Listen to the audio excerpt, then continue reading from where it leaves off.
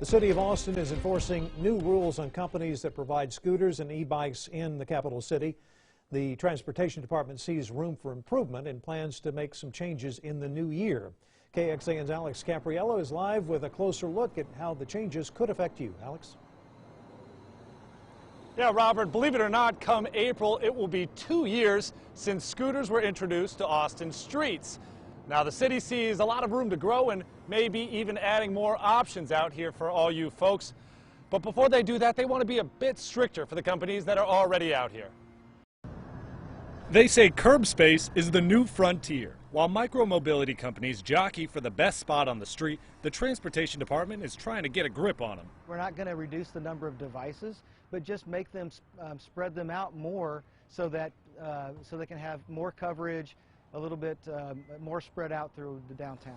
New rules will be laid out beginning in January. Companies like Spin, Bird, and Lime will be required to create zones to spread out their options. The city wants to make sure they're all dispersed evenly. The city gets a lot of complaints about clusters of scooters building up. It's kind of all that you see. I don't want to call it an eyesore, but it's close enough. It becomes an obstruction even for walking, much less for somebody on a bike or somebody in a wheelchair. The city will also charge the companies 15 cents per ride. Just in the month of November, there were more than 313,000 trips on all devices.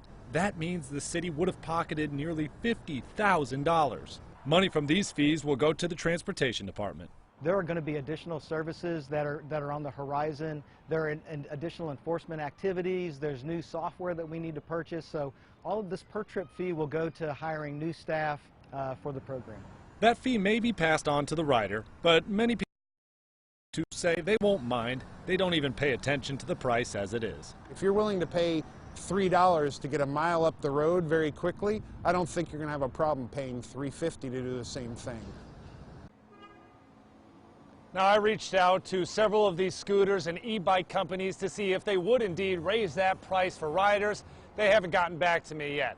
Now, just so you guys know, the city does already charge these companies about $60 a year per vehicle. This new fee would be charged on top of that. Reporting live in Austin, Alex Caprariello, KXAN News. 311 started tracking dockless mobility complaints at the end of May in 2018, and since then there have been more than 9,500 calls for service. It's not clear how many were specifically for scooters.